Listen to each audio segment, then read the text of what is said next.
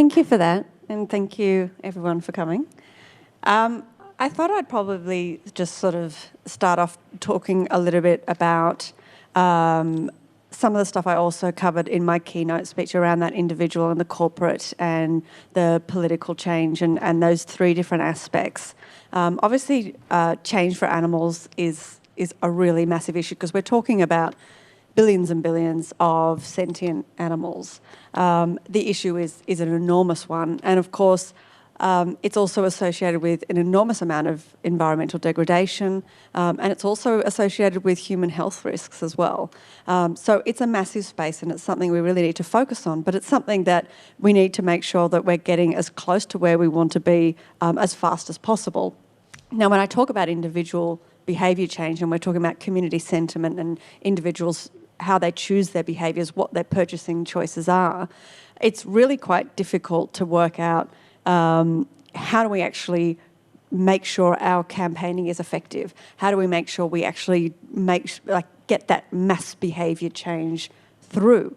I've done some research within some of my previous roles, and we did like some Facebook ads, and we would just look at, happy images versus sad images with very specific target audiences, for example. But when you actually start to look at the research that's out there, there's not a huge amount in the animal space, and that's something we need so much more of so that we can make sure we can get to where we need to be as quickly as possible. And then with, obviously we need as much individual change as possible before we can get to that corporate change. And the corporate change and the individual change helps us get into the political change. And the animal protection movement is fairly new in the political change movement, but it is so important that we are part of that political change because we really hit a ceiling with that individual change and the corporate change. So if you take, for an example, live animal exports, we're really at a moment now where the majority of Australians want to see live animal exports phased out or banned. We've got corporations making ethical policies. We're seeing banks pulling out and saying that they won't invest in the live animal export industry. But there's a ceiling as to how much effect we can have with that while the industry remains legal. And that's why we need to make sure that we're also involving ourselves in that political sphere as well. Awesome. So I think policy and politics, it has a really significant role to play. And it'll often depend on exactly what we're talking about here, but it will tend to be more towards the end of the intervention pipeline. So for instance, I don't think there's much use going after cage-free laws, say, if we don't have a lot of industry on side. And in order to have a lot of industry on side there, we need to have a kind of commitment from the public on the issue. We also need to have kind of undercover investigations in order to do those campaigns. But regardless, eventually policy and politics, it just really has to become a significant part of what we do. Laws are going to be required in order to enshrine the outcomes of interest. And to get those laws through, I think we're often, for a lot of the things that we work on, it's kind of early stage, it's kind of capacity building, we're just getting representatives in there. But I would expect it to become a much bigger area in the future. And I think it's going to be an area where we have a lot of growth over this coming decade. Maybe the other thing I'll say is that, as a movement, we work on a variety of issues, and we're in a variety of different places. And depending on where we're talking about, we're just going to land at very different points. So for example, even comparing places like New Zealand to Australia, just very different contexts. Or if you think about the USA, again, it's a very different context. And actually, given all the different places that we work in, and again, all the different issues that we work on, we have started to see some preliminary achievements that do seem quite promising. So for example, recently in Denmark, there was just a load of government investment on plant-based proteins. And we're also starting to see some other governments invest in alternative proteins as well. Within certain European countries, we've seen some really positive progress as well. So there's I believe it's Italy, Germany, France have all made quite promising steps towards banning chick maceration there. And we have had some strong welfare laws in US states as well, though that might come under, depending on what happens with the Supreme Court there, we might see some kind of backtracking. But all that stuff is, it's just really, really promising. And perhaps, Emma, would you like to talk more about the local scene and some of the things you've been involved in? Yeah, definitely. I think that's a really good place for me to jump in and talk about some of our own wins at the Animal Justice Party. So some of the work that we've done is really focused on the connection between animals and humans, because we really need parliaments to recognise the importance of animal cruelty and animal cruelty laws and the problem that we have. So as my background is in psychology, I was very well aware of the link between human and animal violence. So one of the first things I did was actually review and change our domestic violence laws in New South Wales. So now our domestic violence legislation actually explicitly recognises that there's a link between human and animal violence. And we've also changed the apprehended domestic violence orders so that people can get ADVOs for animals and they can be included on that. And we also got money for refuges to build animal-friendly accommodation, because we know that there's statistics as high as 70% of people delay leaving violent situations because they can't take animals with them, because our laws don't, and our system is set up not to support those people. We also changed strata laws around that as well, because people were struggling to find rental properties. We're still working on getting rental properties animal-friendly, but the strata rules also allowed entire strata complexes to have animal bans. So you can have townhouses where people weren't allowed to move into the whole townhouse complex, and they could be retrospective as well.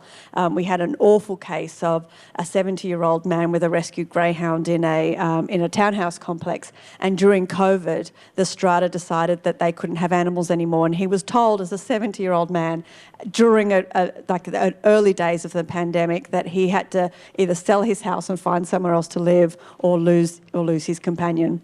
So we made sure we changed a whole lot of laws around that. The other area that we worked on was the working with children's check system.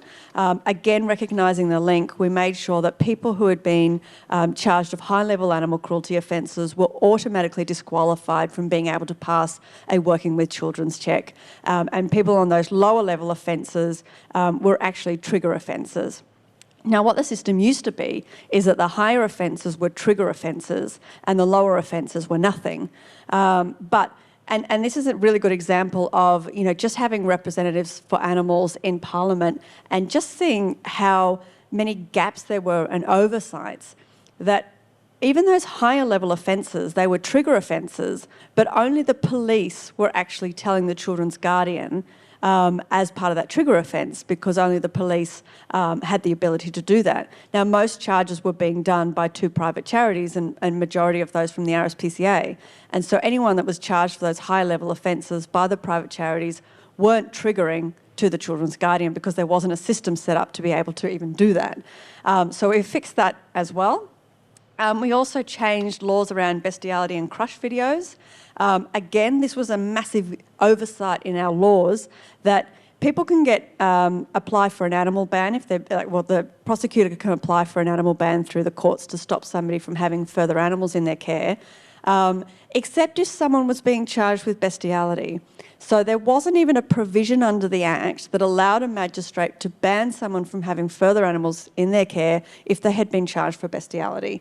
I don't think it was anything intentional. It was just an oversight, and an oversight that had been there for many, many years. So we fixed that as well. We also banned the production, distribution and possession of bestiality and animal crush videos. And I believe animal crush videos has happened quite a lot in the US as well. We've also put in mandatory animal bans for those higher level animal cruelty offences. We increased the penalties for animal abuse 8-fold and doubled the jail time, because animal cruelty is a very serious crime, and we need to make sure our penalty system reflects how serious of a crime animal cruelty is. We also recently just got $2.8 million for wombat mange from the Treasurer. Wombat mange could potentially wipe out wombats. $2.8 million, as we worked out kind of the budget bit that we were putting to the government, that would save the lives of about 10,000 wombats. We also passed a piece of legislation, and it's actually one of the first private members' bills that the government has supported for, someone told me 20 years, I haven't double-checked that figure, but essentially £1 shot a mother dog and her puppies, even though there was 2 rescue groups that wanted to rescue and take those animals and find them loving homes. And we found during an investigation that that was entirely legal, that pounds can kill animals without making any effort to rehome them, and actually blocking out rescue groups from having access to animals on death row. So we passed a piece of legislation to change that, and that passed both houses. Just recently, I passed in the upper house the right to release bill, so that gives animals that have been used in medical experimentation the right to be released. We've also run a huge number of inquiries, really putting animal protection on the parliamentary agenda. So we've looked at the enforcement of animal cruelty laws. We've looked at the prevention of cruelty. We've looked at the entire Prevention of Cruelty to Animals Act to review that. It hasn't been reviewed properly since 1979 when it was written. We've done an inquiry on puppy farms and battery hens, koalas, kangaroos, and animals in experimentation. So the list goes on and on. But one thing you might have noticed when I'm talking about all of our wins is that there's really not very many wins in there for farmed animals, and that's something that people often bring up to us. They say, I love all these wins, this is fantastic, what about farmed animals? First of all, I think it's important to recognise that we've only just started to move into this political space. And because animal advocates have traditionally focused on individual change and corporate change, and we've been away from that political space, what's happened is that the system in itself has been structurally set up to fail animals. So when I talked about those oversights around bestiality, I think that's just people not really understanding the laws, not paying attention to them, and their oversights. But when you actually look at the structural system of how animal cruelty is treated in this country, but not just Australia, everywhere around the world, there seems to be this similar copy of structure of how animal protection laws are put through. And I'll just very briefly explain to you what the problem is. So we have a Prevention of Cruelty to Animals Act, that's the POCTA Act, and it's very, very weak. So it has some cruelty laws in there that you cannot do certain things to cause an animal unnecessarily suffering. Then it has exemptions to those exact acts of animal cruelty. And what that means is that if you take a dog and tie him up and cut a large piece of flesh off him without any pain relief, you would be looking at potential jail time and large fines. However, if you do that to a sheep in a process called mulesing, that is perfectly legal in Australia, even if it's the exact same act to a different animal. So we've got these very far-reaching exemptions. So we've got very weak animal protection laws. Then under that, you've got the enforcement of those weak animal protection laws. Now, our animal cruelty laws are the only piece of criminal legislation that requires fundraising from the public to be enforced. Now, if you think about that, imagine if the police had to hold a fundraiser, a fun run, to raise enough money to find and prosecute drink drivers. I mean, it is absolutely absurd. There is no other piece of criminal legislation that needs to be fundraised to be upheld. And it also means that those charities that are trying to uphold this piece of legislation are limited in what they can do. And at our enforcement inquiry recently, we heard that they have to triage cruelty cases as they come in. Sometimes they won't get to some cruelty cases because they're so understaffed and so underfunded. They don't even have a 24/7 cruelty hotline, so animal cruelty can't really occur outside of office hours. So we've got this system where they're struggling because they're not being funded properly. In New South Wales, I think it's the lowest percentage of contribution. I think it's just under 2% or something of costs are covered by the government. They give, between the two charities, they get about $500,000 a year. And recently, the RSPCA New South Wales estimated that they would need over $20 million to be able to do it a little bit better than what they're doing now. So it's absolutely abysmal that they're having to spend so much time fundraising. Then on top of that, they are actually listed as a charity with prosecution powers under the Act. And that act is controlled by the Agriculture Minister, whose primary focus is the animal agribusiness industry, which means that that Agriculture Minister can remove those charities from having the ability to prosecute any of the people that are harming animals. Now, we had a massive issue in New South Wales where that very Agriculture Minister went to a conference and bragged about how many deer he had intentionally hit with his car on his way over. And another MP told me they'd spoken to the local mechanic who confirms that his car was covered in dents. At the same time, how does this charity investigate this minister who also has the power to remove their prosecution powers and remove the very small amount of funding that they do get? So we've got these charities who are compromised in their flexibility and their ability to investigate and prosecute animal cruelty.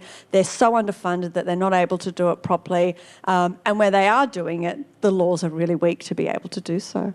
On that very high note, I might turn over to Kieran for maybe some more positive news.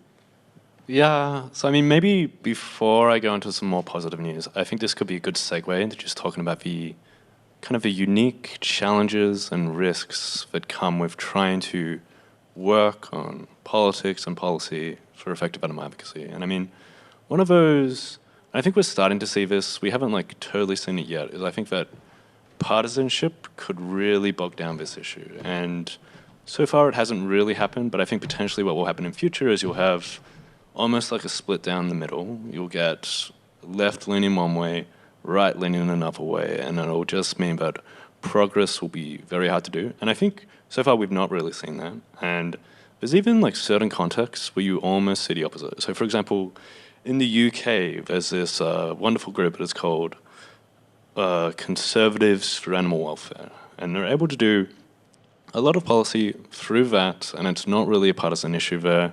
I mean, maybe a different kind of challenge is I think within the political sphere, there's often just so many issues, and it's hard for us to kind of get significant airtime for our own issue.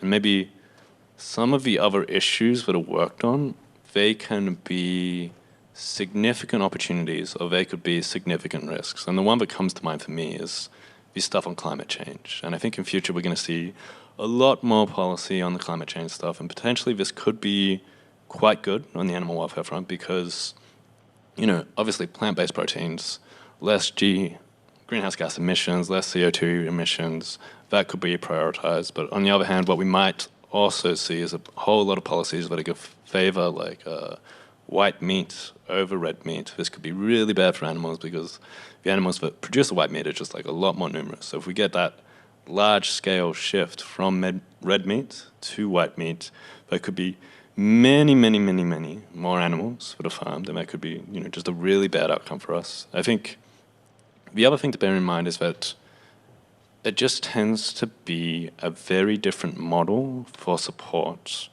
than, you know, other parts of philanthropy. So within other parts of philanthropy, it's much easier for individual donors or large foundations to offer support. There's tax deductibility, or, you know, there's not really contribution limits. You also, it's not as if charities can really endorse candidates either, so this is like another complication. Maybe the other thing I'll flag is just animal ag tends to be very powerful on the lobbying fronts. So I'm more familiar with the US context, but to try and put it into perspective, within the US, there's this resource called Open Secrets that tries to track various political contributions, and just through those public contributions, we know that animal ag, it's doing something like $30 million per year, at least, in contributions to candidates. And this is how they're over, and they've been doing that for a long time as well. So when we go up against them, that's the type of thing we're going up against. And at this point, I don't think we can really match them on that front. And maybe, you know, as a result of kind of all these contributions they've done, they basically have, you know, regulatory capture, where you just get this revolving door. It's almost like lobbyists for 1 year, they work in government, the next on these very issues. Yeah, and I mean, potentially after going through kind of all these challenges, all these risks, I think it could be now worth us focusing a bit more on the solutions and the gaps for, again, for politics and policy for animals. Maybe, Emma, would you like to talk on this point? Yeah, happy to. Thank you. And I also want to just touch on something you said about, like this whole left or right issue. And it's so important because, I probably identify more closely with left politics generally. But I have found that when you're in Parliament, it's not a left or right issue. And I think I mentioned it on Friday as well. But, when I've spoken to the political parties about their caucuses, and that it just goes all over the place, that, it's not that the Labor right and the Labor left are one way or the other. They do go all over the place. And that will work to our advantage, because I think once we box ourselves in as either left or a right issue, it will actually slow our progress down in as far as what we can achieve. So I think that's really important. I'm glad you mentioned that. I also kind of outlined sort of the structural problem when I last spoke, and I know it's quite depressing, but I think we need to know what the problem is so that then we can work out what that solution is to fix it. So part of it is making sure that the Agriculture Minister doesn't have control of the animal protection portfolio.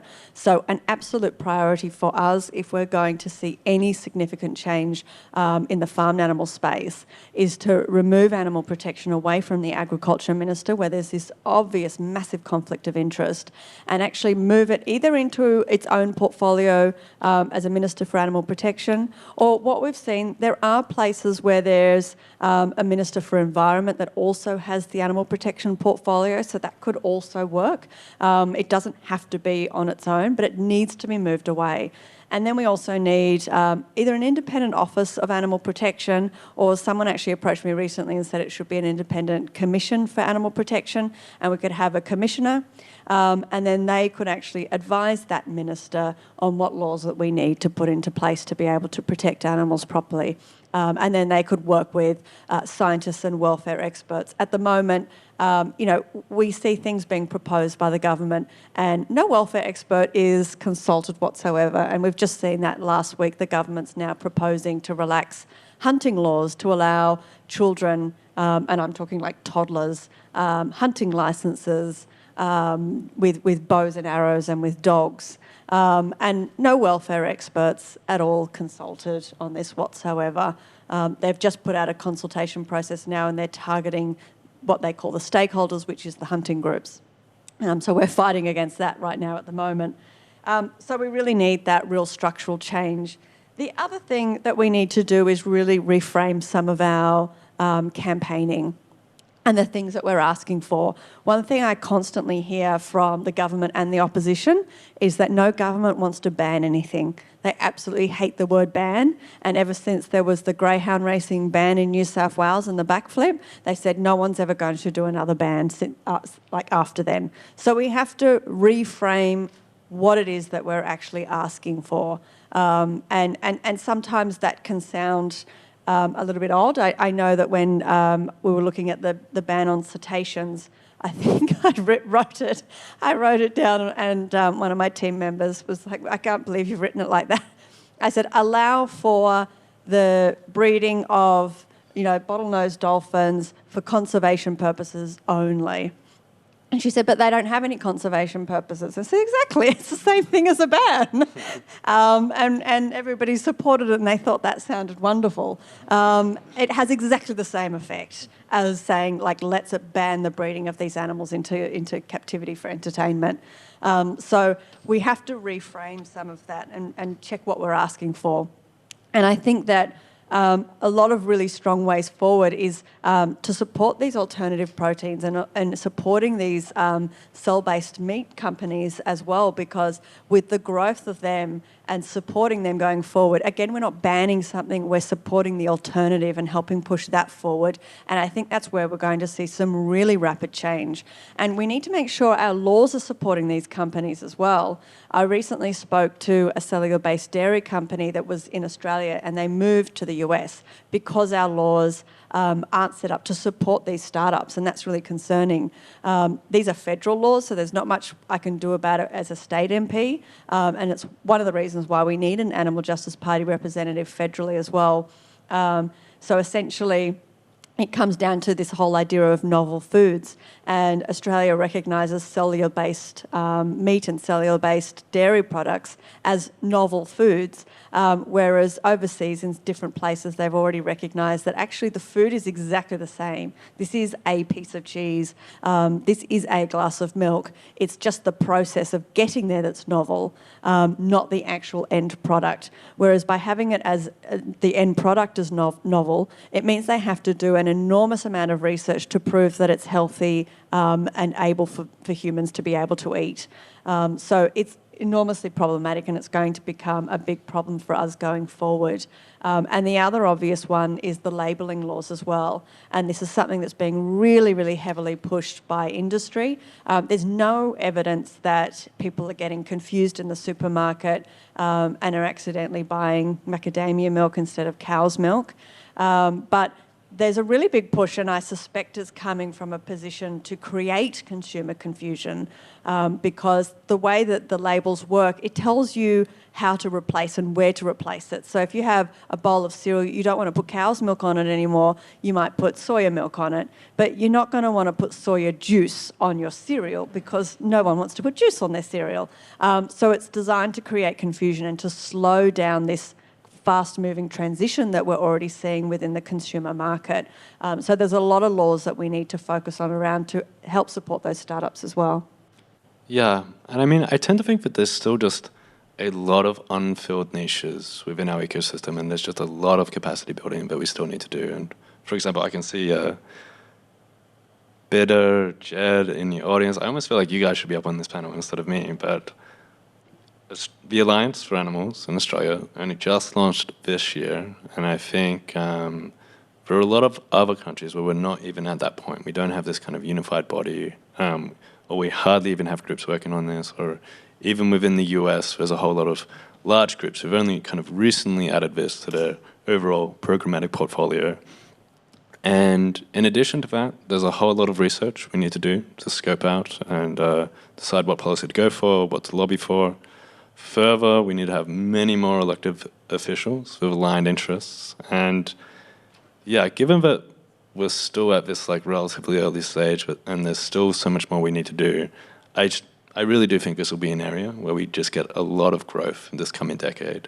And yeah, maybe in terms of the coming decade, I think it could be good to outline, something of like a game plan for the general approach within this area. So one thing is, I think we should definitely maintain focus on wherever we can have the most impact. And it is a global movement, and there are some countries, particularly within Asia, Middle East, Africa, where we just have to scale up much more, really establish ourselves there. In addition to that, I think there's certain blocks that might be more tractable than other blocks. So for example, I think that the US is now proving like relatively hard to make progress in. In comparison, something like the European Union feels much easier, and potentially that can be the world-leading block there. And there might be ways that we can approach this where if we're able to pass something within that block, can then leverage those laws into other trading blocks. So for example, passing something on cage-free chickens within that block might then mean that other countries, in order for them to trade with the European Union, they would need to have cage-free chickens, and then through this we can kind of globalize this law eventually. I think another one could be government investment in all proteins, and we could really scale that up. But yeah, within the policy stuff, I think it'll usually be some form of incrementalism will be the way to go, at least for now. I think in future we could push for much bigger changes, but right now I think we're more in this process of pushing things a bit from the fringe, a bit more into the mainstream. We need to be aware of all the risks and challenges, and some of them we've talked about today, and then it'll be a matter of really scaling and filling out the ecosystem and just knowing that it's going to be a really significant part of the portfolio. Definitely. And I just want to say as well that, as Kieran said, the Alliance for Animals is very new, but one thing I got really shocked about when I first got elected was that every single issue that came up into Parliament, there was someone there in the halls to lobby. It's called lobbying because they stand in the lobby and wait for you to be there, and then they come and talk to you. But then they're often at the door, and it doesn't matter what issue it was. When we're talking about abortion law reform, they're there. When we're talking about nurses, they're there. When we're talking about, a train line moving, there's somebody there. And then we would have an animal issue, and there was dead silence. There's no one in the hallways. And I would talk to some animal groups, and they'd be like, "Oh, well, that's all right, you're there." And I'm like, "No, I can't do the lobbying for my own stuff. I need someone external." The animals need someone external to come in and actually lobby on their behalf. And it doesn't even matter if we're not saying the exact same thing. It just means that someone needs to be in there representing the animals. And so it's fantastic that we finally have someone that's able to actually do that in New South Wales, because it was just tumbleweeds going down the hallway every time there was an animal issue. And I also want to touch just on something that Kieran said about, this whole global context, and something that I'm really worried about. I actually saw an email a while back that I probably wasn't, well, I definitely wasn't supposed to see it, but it was a communication between some people very high up in the broiler meat industry, and they were discussing the movement in the Western world away from consuming animal products, and also, moving away from intensive agribusiness. And they were talking about how to set up new markets in developing countries and majority countries. So how can they find a new market? And one of the things they actually said was, we cannot have another Fonterra issue. And for anybody that doesn't know what that reference means, there was the whole issue with Nestle, trying to sell baby formula basically to people in developing countries, and encouraging them to use that instead of breast milk, and that became a huge problem. So that's what they were referring to. But it is worrying, because if we don't think about everything from a global context, the worst thing that could happen is we're trying to stop, these animal agribusiness industries from causing this immense amount of suffering and the environmental problems, and they pick up and they move to another country and expand there instead. We haven't actually achieved anything if we're focusing just on that really local scale. So that's really important to think of everything from a global scale, and how do we tackle this from a global scale, and being aware of the tactics of these industries and what their plan is going forward. And the last thing I want to talk about in regards to longevity is really about our own burnout and making sure that we're in it for the long haul. I've been in this movement now for I think I worked out about 22 years or something like that. And I could probably count on one hand how many people are still in this movement from when I first started. And that's really worrying. And people come in for maybe 2 or 3 years, and then they often disappear. And it's because it's really hard to get the wins that we need in animal protection, because it just takes a lot longer to get to where we need to be. I do feel like we're starting to shift that. I think that is starting to find a bit more momentum than we have in the past. But we need to make sure we look after ourselves, because this is a long-haul battle, and we want to keep as many advocates for animals that are active in this space as possible. For me, somebody actually asked me last night, I went to dinner with the AJP group, and they said, how do you deal with it? What do you actually do? And because my background is in psychology, I said, I just use a bit of cognitive behavioural therapy. So everything is about what we think and how we think about how we respond to those things. I'm not sure if Sarah is here, but I know I was talking to Sarah yesterday. There she is. Sorry to pull you out there, but Sarah was talking about the comments that she got on a white paper that she wrote on a social media account. And I said, but you've got to remember, if these people are attacking you, the thought that you think is, wow, they must really think that I'm being effective. I must be doing a really good job. So it's about stopping and thinking about our thoughts. And if you do feel like you're feeling close to burnout, then I would recommend looking into cognitive behavioural therapy techniques, because we really need to look after ourselves to make sure that we're able to continue to advocate for animals going forward. Yeah, a big plus one to that. So I think there's still a lot of stigma around discussing burnout, mental health issues, and it's something that's a real big factor within the movement. And I've dealt with some of that myself, and I think it's just, we all have to take care of ourselves. We do have to take time off. This is a marathon, it's not a sprint. And, I think it's just worth bearing in mind. And like, if you can pace yourself such that you're at it for the longer term, that's how you can get into positions of significant influence. That's how you can influence a lot of money. In contrast, if you go at it as hard as you can for 18 months, 3 years, something like that, and then move on to something else, I think you're just not going to have as much impact as if you go at it for, again, 10 years, something like this. So I think that's maybe most of what we wanted to cover. If it works for everyone, it might be best if we were to transition to the Q&A at this point. And we can start. I believe there might be some questions that have come in over Swapcard. And if not, we could potentially take some questions from the audience. Also, thanks everyone for coming out today, listening, being here, being at the conference. It's great to see so many new faces. And I think it's just maybe something we didn't touch on today, but worth mentioning, is I think there's just a really positive trajectory right now. And perhaps now, more so than any other point, we are seeing this.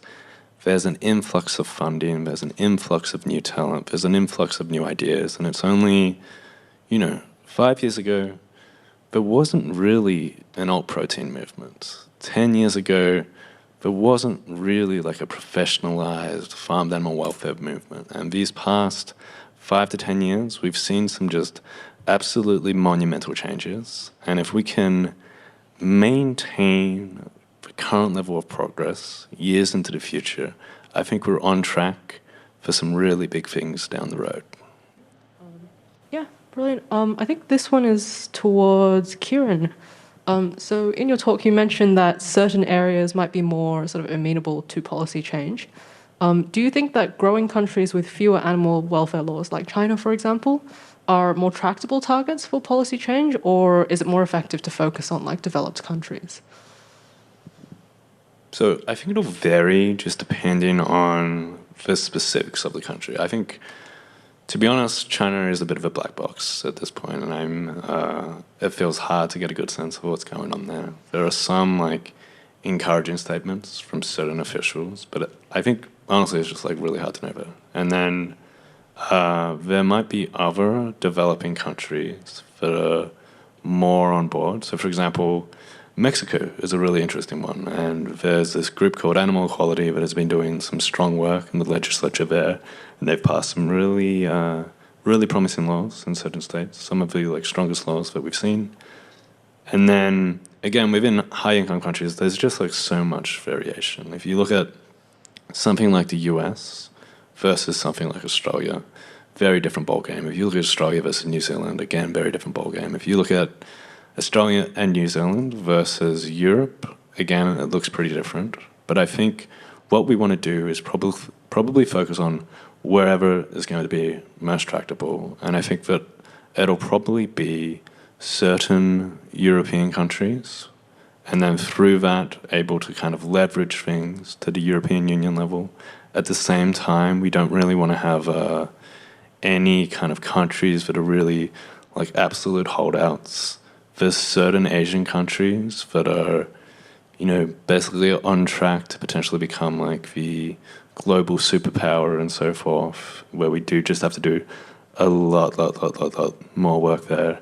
China's one of them. I'm less sure China's going to be the most tractable place, but there might be other countries. So, for example, India has just a long cultural heritage, and there's religious reasons, etc., for them to be potentially more sympathetic to certain issues there than other parts in Asia. So I think it's just the world, there's a lot of variation within the world, within all these categories, whether it's high income, developing, or if it's, places that lean conservative or places that lean more to the left. I think right now, it's just every category, there's a lot of variation. And our job as effective animal advocates is going to be trying to find the kind of the highest performance. And I don't think the categories themselves that we have right now are like that useful in identifying for places where there's going to be outstanding opportunities. These outstanding opportunities will more arise just in like various different contexts. It'll depend on like what talent we have in a given moment and all that sort of thing. Less so than it makes sense to be like, okay, you know, high income countries is the way to go, or okay, you know, these developing countries are the way to go. It's going to be this like mix and match of really us. Wherever we see an outstanding opportunity, we ought to act on it. Thank you very much. Does anybody else have questions? Please put a hand up if so. Hi. Given the classification as proteins as novel products in Australia, how optimistic or pessimistic are you for that development in Oz? I think that the difficulty now is that startups just aren't being supported. And I think it's going to be hugely problematic. I actually feel like it's not that it's being necessarily blocked at this stage, but that nobody's really looking into it. I do think that there is a little bit more hope now that we've had a change in federal government, and we also have a really different makeup within that federal government. We used to have, there would be a lot of influence from the National Party, which is obviously supportive and promotes the animal agribusiness industry.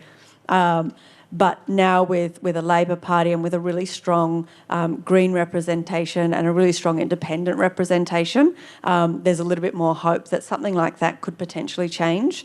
And I think that that's something that we probably need to focus on, and we need to get some of these startups actually lobbying for that change as well through that federal level, because it is about business, and it is about these groups, these startups basically being in Australia versus being overseas where they're allowed to do the work over there. And look, I think somebody mentioned to me yesterday, Australia is always so far behind everywhere else. The fact that other countries have actually made sure that their laws are supporting these initiatives means that, potentially we have hope to support them at some point. And certainly if that becomes the norm, it will force Australia to do so. But it is frustrating that obviously there is this massive financial potential that Australia's kind of turning a blind eye to at the moment. Okay, thank you. Hey, I'm wondering if I work in the environment space, and I know that the federal government at least has an independent review of the Act every 5 years. Is that something that is happening in animal cruelty as well? Is there a regular independent review, or is that something we could advocate for, similar to having a commissioner? Or yeah, it's not something that is happening. And yeah, so the Act in New South Wales was written in 1979, and it hasn't been properly reviewed since it was written. There is actually, so the Labor Party is calling for there to be a part of the Act that talks about a review every 5 years. So that's something that we are supportive of, and I think that would have the numbers in the upper house. And I don't think it's something that the government would push that heavily against. So it's a really good idea, and it is something that has actually been flagged within our parliament. We go to an election in March, and I assume that the review of that Act won't complete then. So we might have a change of government in New South Wales as well. So it will depend again on the numbers when that comes through. But I don't think that having an actual review process in the Act has been controversial. I think that's something that has had support. So I think that is something that we will get through. And I think there is precedent for that type of review. So again, for example, in the European Union, I think they do that once every 5 or 10 years. The next one is happening in 2027. And something of a strategic priority right now is trying to have that mandate cage-free hens. And then also I think there's an outside chance to potentially do something on farm fish welfare, maybe even something on chick culling. And yeah, so again, I kind of do feel like we need to have this international focus, and that often within other places we might see them be more of a leader on these issues. Not to say that Australia's going to lag behind crazily, but I think it might just be a bit harder to do some of the things we want to do here, but we still need to make sure that it does happen here as well. You talked a little bit about the change in federal government and the Greens push and the independents with more of a mandate almost to push on climate issues. Do you think that's going to help us get some wins in the next Parliament for where there is intersection like alternative proteins that would be really good for the climate? Yeah, I absolutely think so. I think that, I think it's also been a really strong wake-up call for people who have, rejected environmental issues. But I think as well that it's something that a lot of people are talking about. Even in the new state elections that are coming up, we've got one in Victoria in November, and we've got March for New South Wales. That where a Liberal national government won't act on certain things for animal protection as well, that again they could lose their seats to independents, who are sort of more similar to being left-leaning Liberals. And yeah, I absolutely do think that Labor will wake up to that as well, hopefully, on that federal level, and see that they need to act on that. I think that they did have some policies that were quite promising on that environmental level, but I think it's really, really... And I think also the increase in Green seats and the increase in the Green vote sends a really strong message to both parties that people are voting for the environment. And we just need to expand that to include animals as well. But I think you're right as well about talking about the environment for those alternative proteins and supporting these businesses from an environmental perspective. I think that's really strong. And given that we have a makeup of a federal parliament that already is very strong on environmental issues, it's a really good avenue and a way to actually push for support for some of these startups and the entrepreneur groups. Do you know if alternative proteins is on the policy agenda for Greens and Teals at the moment or going into the election? Not that I have heard of, no. I think that we probably need to put it on there. I mean, it may already be on some of their radars, but not that I'm personally aware of. So someone's asked, France has recently banned the use of sausage in alt-pro products. Is there a risk of this happening in Australia? How can we prevent this? So I believe the question was that France had recently banned the use of the term sausage in the plant-based products. So, for example, you can't refer to a plant-based sausage. That wouldn't be a thing. My sense is that France is kind of particularly bad. They have a particularly strong lobby there. That's not to say that there's no risk of it happening within Australia. I think we're not quite at that point, and instead that's more a reflection of certain things that are happening within France. So I think a few years ago there was also something that came out of France where the plant-based patties had to be referred to as discs. You weren't allowed to call them as patties either, and that was eventually overturned, and I think you'll probably see something similar happen with the sausage ring. Again, not to say that there's zero risk within Australia, but I don't think we're quite that bad. We've got probably time for one more question. Thanks. I just wanted to ask if it was at all possible to amend the census, or from the policy side of things, could we add a question in there to ask people how much meat or animal products they'd consume, and that would be a good way to sort of measure our progress in the movement. Yeah, I mean, I like the idea. It's something, I'm not sure what the process is for something like that. It certainly wouldn't be something I could probably do, unfortunately, as a New South Wales State MP. I think that there was some sort of... I mean, there is a little bit of data in regards to the number of vegans and vegetarians and the rate of change for that. And I think that that's really useful. And I think that there is some data in regards to how much meat is being consumed, and our understanding is that it's either somewhat stable or somewhat sort of still increasing, which is, even though we're seeing a slight increase in people identifying as vegetarian and vegan, we're also seeing a slight increase in the amount of animals that people are eating. at the same time. So, and I think that's where that real promise for cellular-based agriculture comes in, because it really is just switching out the product and taking the actual animal out of it, and taking them out of the equation. And I think that's why it's really, really promising, because I don't think we're seeing the changing in the consumption of animal products that we would like to see, because there's still such heavy advertising and encouraging people. And if you just look at the trajectory of say, red meat consumption and chicken consumption particularly, from, the 1950s to now, and to sort of see how much it's increased, where people were eating small amounts and now eating animals, every single day, it's really quite enormous. So it is a big problem, but I can look into the census stuff, but it's not something I've personally considered. Yeah, I think that could be really interesting to add to the census. I would love to get a sense of how that's changed over time. And I think one thing that's worth paying attention to is that often there'll be media coverage of some survey and showing 12% of people are vegan or vegetarian. I think it's worth taking a lot of those reports with some salt. They're often not the best methodologies, not representative, all that sort of thing.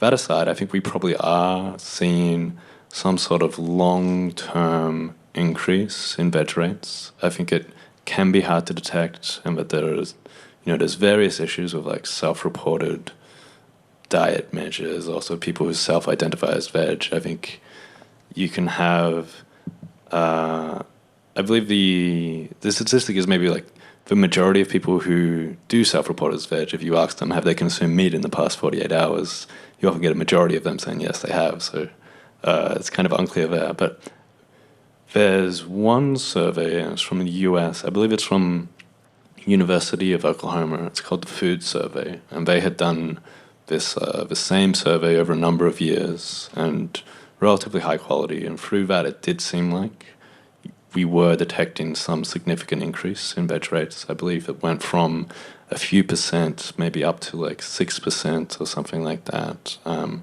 it's definitely, that will be one of the milestones that it's worth paying attention to, is the veg rates. But probably the thing that we really want to pay attention to is just like the number of animals farmed and like per capita meat consumption. And as Emma said, I think that's still probably going the wrong way at this point. We're maybe seeing like slight decreases in the overall rate of increase, but it's still not quite trending the right way. And, I'd really love for us to see that number stabilize and potentially see that number go down in future. And I think that'll be, a real milestone worth paying attention to. All right, thank you so much to our speakers. That brings us to the end of our time for today. Can we please give them all a round of applause?